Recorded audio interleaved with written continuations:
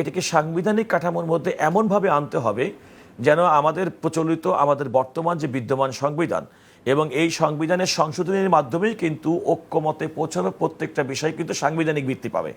তো সুতরাং সেটা করতে গিয়ে এটাকে ফিট ইন করার জন্য আমি মনে করি সংবিধানের চতুর্থ তফসিলে জরুরি বিষয়াবলী এবং সেটাকে এটা অন্তর্ভুক্ত করা যেতে পারে। সবচেয়ে গুরুত্বপূর্ণ আমি মনে করি যে এনসিপির তরুণ নেতৃবৃন্দ যারা মনে করেন যে আগামী দিনের বাংলাদেশকে নেতৃত্ব দিবেন এবং যারা মনে করেন আগামী দিনের রাষ্ট্র পরিচালনার দায়িত্ব পাবেন, তাদেরকে কিন্তু সংবিধানকে দেশের মৌলিক এবং প্রধান আইন হিসেবে ভিত্তি ধরেই তাকে কাঠামো পরিবর্তন করা, তাকে সংশোধন করার এই বিষয়টিকে দিয়ে সমস্ত বিষয়গুলোকে ফিট ইন করতে পারবেন। আমি কিছুক্ষণ আগে আসলে প্রফেসর আলী রিয়াজের বক্তব্য শুনছিলাম।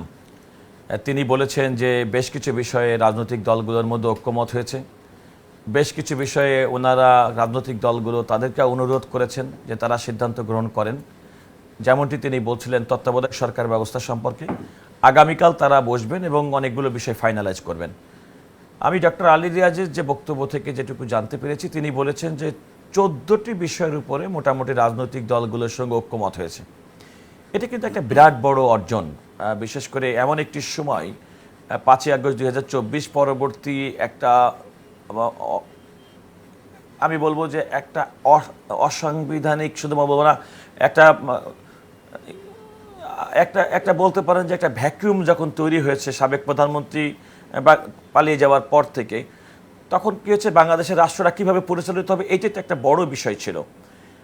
আপনি খেয়াল করে দেখেন যে আমাদের বর্তমান যে অন্তর্বর্তীকালীন সরকার, তার একমাত্র লিগ্যাল ব্যাকআপ হচ্ছে যে আমাদের সংবিধানে সুপ্রিম কোর্টের যে পরামর্শ দেওয়ার যে উপদেশমূলক যে অথরিটি, সেটা ব্যবহার করেই কিন্তু বর্তমান অন্তর্বর্তীকালীন সরকার পরিচালিত হচ্ছে। রাষ্ট্রপতি সুপ্রিম কোর্টের কাছে এই মর্মে মতামত চেয়েছিল, যেহেতু সাবেক প্রধানমন্ত্রী বাংলাদেশ থেকে পালিয়ে গেছেন এবং বর্তমানে কোনো জাতীয় সংসদ নেই, স্পিকার পদত্যাগ করেছেন, এই পরিস্থিতিতে একটা অন্তর্বর্তীকালীন সরকার গঠন করা ছাড়া আর তার কাছে কোনো গত্যন্তর আছে কিনা। সেক্ষেত্রে সুপ্রিম কোর্টের আপিল বিভাগ অনেকটা অ্যাফার্মেটিভ বলেছে যে না, আপনি এখন অন্তর্বর্তীকালীন সরকার গঠন করবেন এবং সেই সরকার পরবর্তী নির্বাচনের মাধ্যমে গঠিত সরকারের কাছে ক্ষমতা হস্তান্তর করবে। এটা হচ্ছে মোটা দাগের সাংবিধানিক বিষয়। এখানে আমি একটা বিষয় কথা বলতে চাই যে আমার এনসিপির যে তরুণ রাজনৈতিক বন্ধু বক্তব্য রাখলেন, তার একটি বিষয়ে আমি বলতে পারি, দেখেন ঘোষণাপত্র যেটা বলছেন সেটা অনেকটা রাজনৈতিক বন্দোবস্ত। আর আমার মনে হয় দীর্ঘদিন পর্যন্ত জাতীয় ঐক্যমত্য কমিশন এবং বিভিন্ন কমিশনের সুপারিশের ভিত্তিতে যে ঐক্যমত্য সৃষ্টি হয়েছে সেটি হচ্ছে সম্পূর্ণ সাংবিধানিক বিষয়।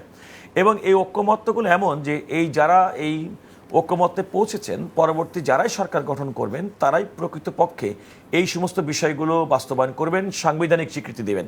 সুতরাং ওনারা আমার মনে হয় যতটা না সাংবিধানিক বিষয়ের বেশি আগ্রহী, তার থেকে অনেক বেশি জুলাই ঘোষণাপত্র দেওয়ার ব্যাপারে।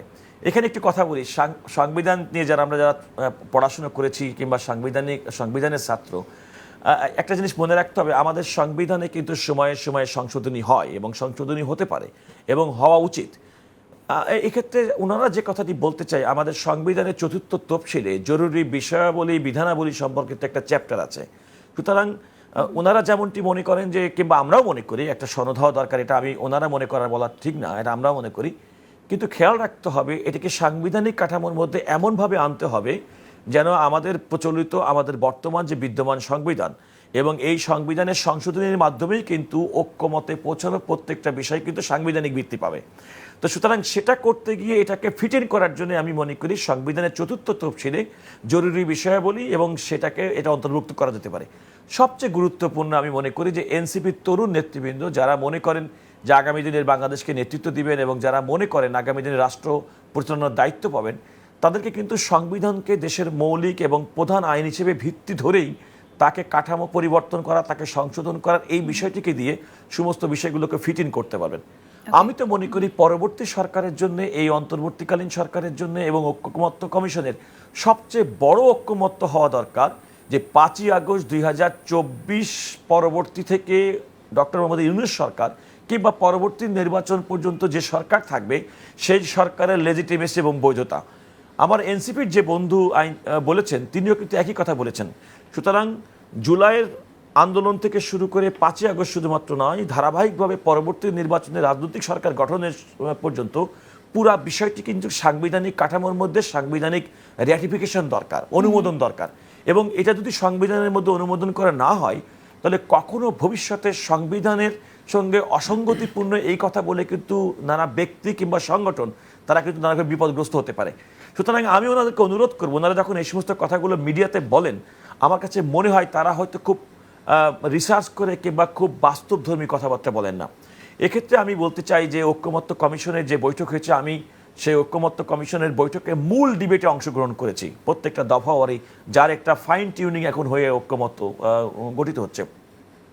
ওনাদের ফোকাসটা এবং আমাদের প্রত্যেকের ফোকাসটা হওয়া উচিত আমাদের জাতির অন্যতম বড় ঘটনা 2024 সালের জুলাই আগস্টের যে আন্দোলন এবং যে ছাত্র জনতার যে বাংলাদেশের মানুষের 15-16 বছরের ফ্যাসিবাদী আচরণের বিরুদ্ধে, তার শাসনামলের বিরুদ্ধে যে একটা সংঘবদ্ধ আন্দোলনের ফলশ্রুতিতে যে আমরা নতুন বাংলাদেশের স্বপ্ন দেখেছি, নতুন বাংলাদেশ কিন্তু সাংবিধানিক স্বীকৃতির মধ্যে আসতে হবে। জি, আমি একটু প্রশ্ন করতে চাইছি, সেটা হলো যে ঘোষণাপত্রের ব্যাপারে যে দাবিটা এনসিপি রাখছে, যেমনটি ফয়সাল এখানে বললেন, এই বিষয়ে আপনি একটু বলবেন যে আসলে তাদের যে দাবি সেই জায়গা থেকে ঘোষণাপত্র সামনে আসবে কিনা, এবং যে ড্রাফটটা এখন ঘুরছে বা রাজনৈতিক দলগুলোর কাছে আছে বা আমরাও পেয়েছি, সেটাকে তো তারা আসলে ঘোষণাপত্র আলোকে গ্রহণ করছে না।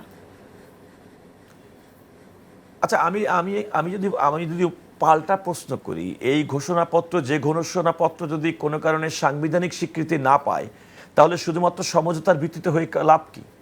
আমার তো মনে হয় 5ই আগস্ট 2024 পরবর্তী প্রত্যেকটা রাজনৈতিক দল, ফ্যাসিবাদ বিরোধী প্রত্যেকটা রাজনৈতিক দল এই ঐক্যমত্যে পৌঁছেছে বাংলাদেশের জন্য কোনোদিন ফ্যাসিবাদ আবার পুনরুজ্জীবিত না হতে পারে। তাই যদি সবার প্রত্যেকের উদ্দেশ্য হয়ে থাকে, তাহলে তো ঘোষণাপত্রের ব্যাপারে আপনার পক্ষ বিপক্ষে পছন্দ অপছন্দের বিষয় নাই, মোটা দাগে পুরা বিষয়টা একটা স্বীকৃতি দানের ব্যাপার। এবং আমি তো জানি বাংলাদেশের বড় রাজনৈতিক দল, প্রধান রাজনৈতিক দল বিএনপির পক্ষ থেকে এটাকে স্বীকৃতি দিতে কোনো বাধা নেই, কিন্তু প্রশ্ন হচ্ছে এটাকে সাংবিধানিক কাঠামোর মধ্যে কোথায় নিয়ে আসবেন।